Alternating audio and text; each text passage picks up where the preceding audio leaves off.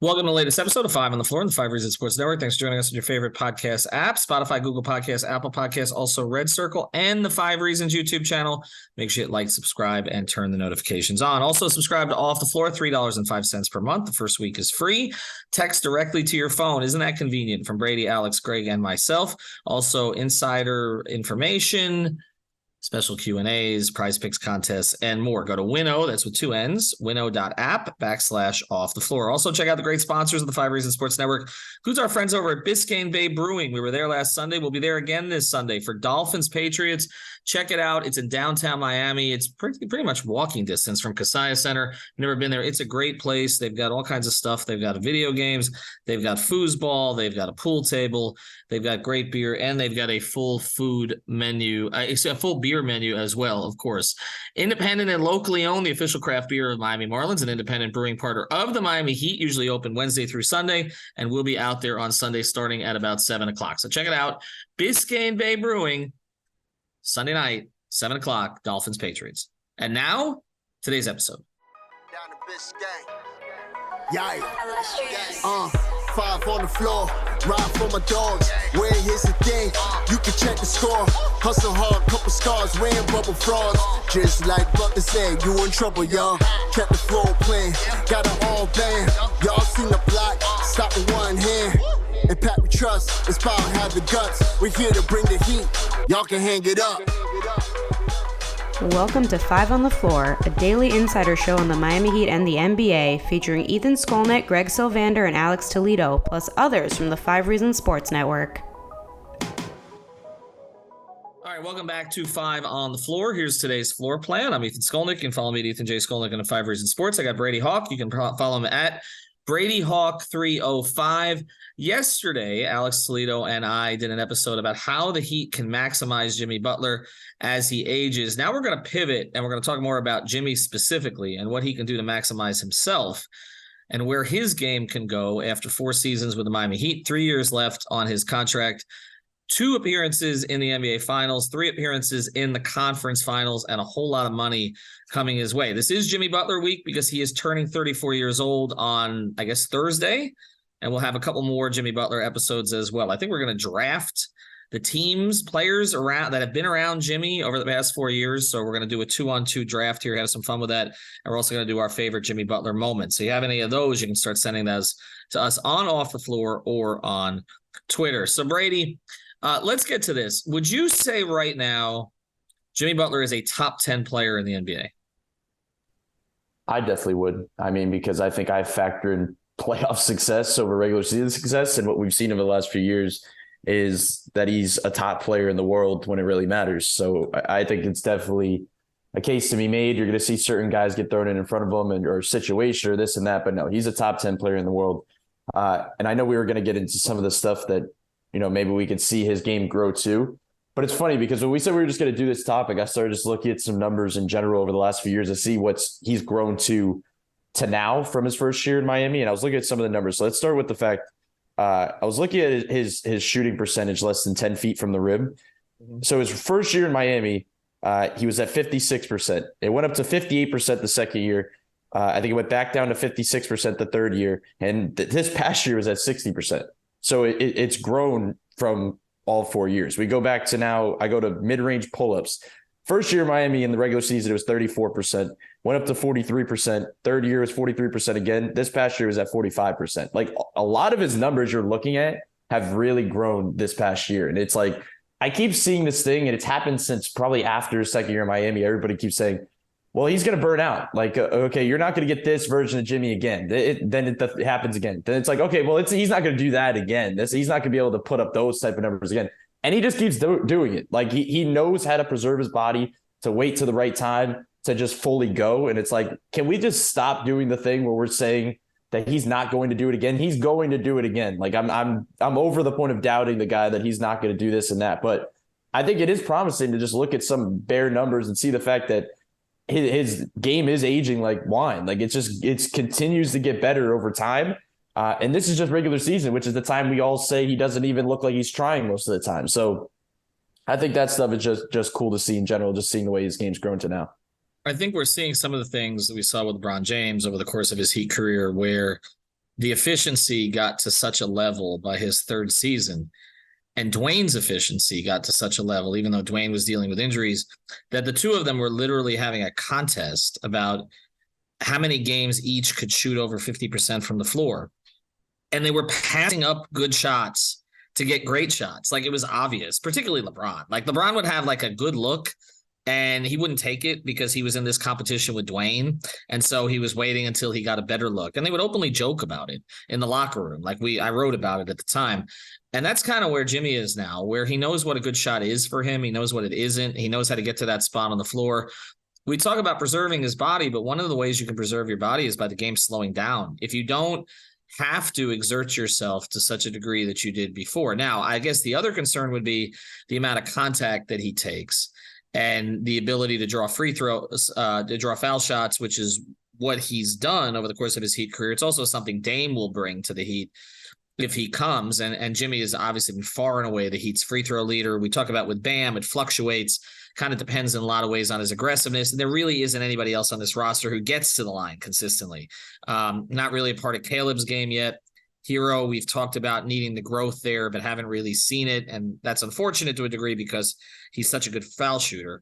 But Jimmy, I think the one concern would be the drawing the contact and finding ways to avoid that as he goes forward. It's not the high-flying game like Dwayne had, where everybody said he would pay for that later in his career, and in a lot of ways he did. I remember Gary Payton telling him very early on, like when he came to you need to stop being on the floor so much. And again, that did affect him. But I think with Jimmy, it's just the grind. It's the wear and tear of, taking bodies as he goes to the rim. We saw what happened with Josh Hart last year, but it was more than that. So I think one of the things that he has to continue to do is find the angles so that he does not need to draw the contact. We obviously don't want to see his free throws drop to say 4 or 5 per game, as opposed to the 9 that they've been at consistently over the past couple of years. But I think that you want him to avoid some of those situations that will put him into danger, because we know that over the course of time, the wrist has been a problem, the knee has been a problem, the ankles are a problem. That's clear, and that's a consistent problem at this stage. And these are problems that once you hit a certain age, they don't necessarily get better. You just kind of manage them, and you get better at managing them. I want to ask this question, though, because there was so much focus on Dwayne during his career. When was he going to step out to the three-point line? When was he going to start to avoid the contact entirely? Now, with Jimmy, he actually was a little better from 3 last year than he was the previous couple of years. But it seems like it's like in spurts. Like it's like he'll get in a rhythm and just start to feel it from there. Sometimes it looks like it's days he doesn't really want to play as much as the others, that he'll start taking more threes. Would you advise him to go out to the 3-point line more often, or at this point, are we making too much of that? I mean, it's funny because you look at his Instagram stories every single day, and every training session is just him just chucking up threes and just kind of working on his shot constantly. And I think that's part of the fact that I think talking about his game aging, you kind of need that element to some degree, but it's also probably a troll, the fact that he's just sitting there just shooting threes the whole time. And then he gets to the season and he shoots maybe 1 a game. Like, that's kind of where he's at. And to your point, I was looking at that too. He shot 35% from 3 last year. The 3 previous years were 23%, 25%, 24%. So you did see a little bit of a lean in that direction, a little bit more so. And he shot a little less threes actually last year. Each of the first 3 years were 2 threes a game. He shot like 1.5. But yeah, I think he could utilize that, especially let's say a guy like Dame is in Miami and he's not going to have the ball in his hands as much.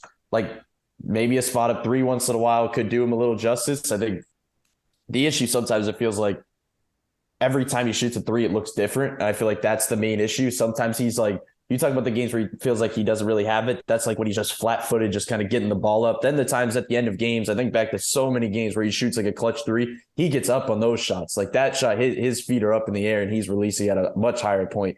So there needs to be a little bit, I guess, more consistency with the way he shoots it. But yeah, I think they definitely could utilize that. And to your free throw point, I was looking at that as well. He shot last year the 3rd most free throw attempts of his career. Mm-hmm. So like, that's not sustainable. Like, I don't think. And you talked about comparing it to Dwayne, because I think that's funny because Dwayne, you mentioned getting up in the air and all that. Jimmy just runs into people. So like, he just bulldozes into people, and I don't know if that's a good or bad thing, because especially with the ankle, all of a sudden one bad hit and all of a sudden he twists that ankle. So yeah, I think there is going to be more of a reliance on that. I think the mid-range is something he's been very comfortable with. You mentioned angles. I think about the angles he gets in those little mid-range kind of turnaround step backs where he banks it in, gets all those type of moves. I think that's going to be more of a lean. So yeah, it's going to be interesting because the 3-point shooting, I think, could be dependent on what the roster looks like. If it's the roster we're talking about with the complete depth that we keep addressing, or the Dame type of roster. But the funny thing is, no matter what we talk about, the playoff 3-point shooting is going to be totally different than the regular season 3-point shooting. So us sitting here and focusing on regular season Jimmy probably will not be as important as we're making it out to being, but we still have to address it. All right, well, we're going to get to the defensive side here in a second. Before we do, I want to mention a couple great sponsors of the 5 Reasons Sports Network. Get in our Better Edge competitions. It's up right now. Go to betteredge.com. Use the code 5RSN. You get $20 to play at betteredge.com. And the contests we run are only $10. So you get to play in 2 contests, and you get to win money. You get to beat people like me and Sean Rochester and Tony Schwartz and others from our network. So check it out, betteredge.com. Use the code 5RSN. This is legal sports betting in Florida and 44 other states. Also, check out Prize Picks. Use the code 5, F-I-V-E. Get that initial deposit matched up to $100 at Prize Picks. Again, use the code 5, F-I-V-E. Get your initial deposit matched up to $100. This is the official fantasy partner of the 5 Reasons Sports Network. You can play NFL, MLB, NHL, NBA, and more. Go to prizepicks.com or download it from the Google Play Store or the Apple App Store. Use that code 5, F-I-V-E, Better Edge, 5RSN. Let's get to the defensive side. You've made this point many times that, Jimmy's at his best kind of roaming, floating. They've taken the burden off him as far as guarding the other team's best player one-on-one all the time. Alex and I didn't get into this much yesterday, so I guess this is a good place to go. With the current roster, do you think they can continue to do that? And does that change at all if they bring Dame in? Because it feels to me like we talk about the burden on Jimmy and all that, but we always talk about offense. We don't necessarily talk about defense, and he's a game-changing player on the defensive end also. How do you preserve how does he, since Alex and I didn't get into this yesterday, how do you preserve him there? And then what can he do to still be elite defensively as he ages? I think this roster is much better fitted for him in his defensive style, like right now is currently constructed. Like you're talking about adding Josh Richardson. You're talking about having guys like Caleb and Haywood Highsmith and all these guys that can guard opposing guards at a high level. Like he does not have to worry about that, even though there's going to be certain nights he's going to take that challenge on himself and to kind of guard the opposing best player, especially in the fourth quarter specifically. He just doesn't really have to rely on that. I posted a video, I think it was yesterday, where I was just posting all his steals, because I still don't think there's a better skill set in Jimmy Butler's game than off ball, just reading passing lanes and stealing. Like he does it at another level, because it's one thing to be able to do it, and it's another thing to be able to read it the way that he does, because it is pure timing. And he could call it kind of gambles, and they call like all different stuff. Like it's about Spo tries to dial it back a little bit because sometimes it gets a little iffy. But he's so good at it that you just cannot ever take that back away from him just because he's in that style. So I think about the fact, like Josh, I think it's one of the reasons I said before, I think it's kind of one of the best duos that we're going to be able to see kind of unpredictable wise, because of the defensive end, because you have a guy that is very good at navigating screens. I think about it for Bam and pick and rolls, but Josh being able to guard a lot of these opposing guards, being able to get around these screens, and Jimmy being able to sit on the wing or the corner and be able to kind of pinch in or jump these passing lanes. I think he's going to be right at home in this certain style. I think they could do a lot of things with that. So we'll see how they go about it if Dame is in Miami, because now you have to kind of see who's on the roster. Josh should still be on the roster, obviously, and Haywood should still be on the roster if you get Dame. So I think even if that's the case, you still have the other guys to make up for that and put on these opposing guards. So I don't think it changes that much, but definitely it's a fun style to play around when they really do have a lot of defensive wing talent on this team. When you go to, I was talking about it. We did a podcast the other day, obviously talking about the possible rotation, but we keep talking about the depth, but they have guys that can actually defend multiple positions. Like this is a Spo roster right now. Like it really is, like just dealing with all that type of stuff. So it definitely fits Jimmy if it fits Spo. Yeah, it's actually more of a Spo roster than the Dame roster would likely be. And that's one of the things, one of the sacrifices you're making here. And I do think that the ability to help Jimmy defensively will help him offensively. You are already asking Bam Adebayo to anchor the defense, and then we get on him when he doesn't do enough on offense. And yet there are stars all around the league who play one way. I mean, LeBron James at this stage is not exerting himself consistently on the defensive end. He will do it in a significant game at a significant time, but he does not do it throughout the whole game. And Dwayne didn't later in his career either. Dwayne went from someone who was guarding the team's other team's best player, and of course was an off the ball menace as a shot blocker, but Dwayne didn't take those assignments. Dwayne didn't get back on defense at times. We kind of forget. And you look around the league, I mean, how many of the top 10, top 15 players are really two-way players? Embiid, yes, when he's engaged. Anthony Davis, when he's healthy, I suppose, and they get him involved in it. We talk about Kawhi as being sort of the gold standard here, but he hasn't been healthy in forever. Same with Paul George, kind of inside, in and out of the lineup, but obviously that's been something that he's done. But we don't talk that way about Steph. He can be adequate defensively if used correctly. Dame is certainly Dame is someone we don't talk about that way either. What's that? I was going to say we have to throw in Giannis. And Giannis, of course. Yes. No, Giannis counts for sure. So, I mean, they're a handful, but I'm going through the rest of it. I mean, Jokic, it depends on what metrics you look at, actually. I don't think anybody calls him an elite defender. I think he's become a passable defender as well as being sort of the best offensive force in the game. Luka is not a great defender. So, again, you go through, this list, even among, the best point guards. Kyrie, he can when he wants to. Doesn't consistently do it, has been sort of targeted in a lot of big games. I think, what would you say about, Jaylen Brown, I think, sometimes the offensive stuff gets a little off kilter, but he has some of those attributes. Would you say Tatum is a great defender? I think he's an improved defender, right? Yeah, I think he's a good defender. I don't know about great. Yeah. So, but as far as the guys who are on both ends, Jimmy is one of the guys who does put the effort into it, and he's made as many big plays in terms of clutch plays on the defensive end as he has the offensive end. And sometimes we don't talk about that, but those plays keep them in the game. And he does fit perfectly with Bam defensively, whereas sometimes we've talked about the fit not being ideal offensively. I want to close here as we look forward with Jimmy. And I think that, this is, Alex and I touched on this a little, but didn't get in depth with it. If Dame comes, and the burden on Jimmy is less offensively, where else can he make an impact? In other words, if you're not, because we know he doesn't really want to score 40. He doesn't really want to score 22 some games.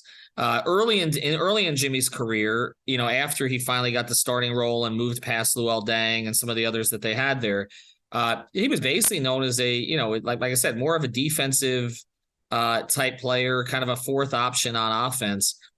Are there other things that you think he can do with Dame here? The first thought I had is the playmaking stuff, because I feel like that's probably one of the most underrated parts of Jimmy's game.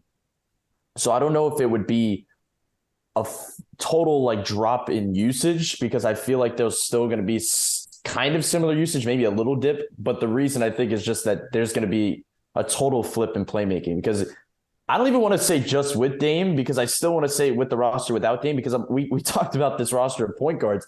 They don't have any point guards to kind of run the show. It's Kyle Lowry, and then it's Tyler and Josh and maybe Jovic. They don't have many options, but Jimmy can be that guy. Jimmy can be the playmaking guy that they can run stuff through. And with Dame, I think it's very similar. You're talking about a potential of, we've talked about backup point guard. If you get Dame as like a Boye or a Drew Smith type. So they're still going to need playmaking from some type of way. And I think about the stuff they can do with Dame off inverted pick and rolls and slip screens and all this different stuff and playmaking around the rim. We've seen the attention and gravity he gets when he drives. So, we could talk about a lot of stuff that we just talked about. The 3-point shooting would probably be important.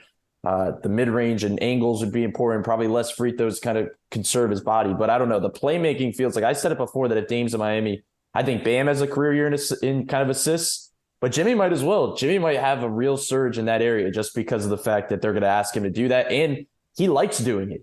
Especially in the regular season. I think back especially to the bubble where he had a sideline interview before the game. And he was basically telling them, I don't want to shoot it all this game. I don't want to shoot one shot. I just want to pass to my shooters the whole game. And he kind of did that. Like, he just goes out there and just pass the ball to Duncan and Tyler and Kelly and everybody else. So I could see that happening if they get Dame. All right, so let's see how it plays out. Jimmy Butler turning 34 years old, probably by the time you hear this. And just to put that into some perspective, I mean, there are a lot of guys who were done at that age. You talk about Allen Iverson, career was basically finished. You go a little bit earlier than that to a lot of the stars. They start to break down. So the hope is he doesn't break down physically. He continues to grow his game, maybe slides into a different role as he goes forward. The first 4 years were a success. What do you need now? You need a championship. That's basically what would cement this. And I don't think it matters if he scores, averages 33 or averages 16 at this point. People are going to give him credit for what he's done to get the team to this point. And if he wins the title, I mean, I think it's pretty clear. He's going to be known as, I think, the second most important player in Heat history behind Dwayne Wade. I think he passes LeBron James and others on that list if he does it. All right, thanks to Brady. Thanks to our sponsors, Biscayne Bay Brewing. Check us out on Sunday. Check out Better Edge. Check out Prize Picks. Use those codes. Have a good day, everybody. Thank you for listening to the Five on the Floor on the Five Regional Sports Network.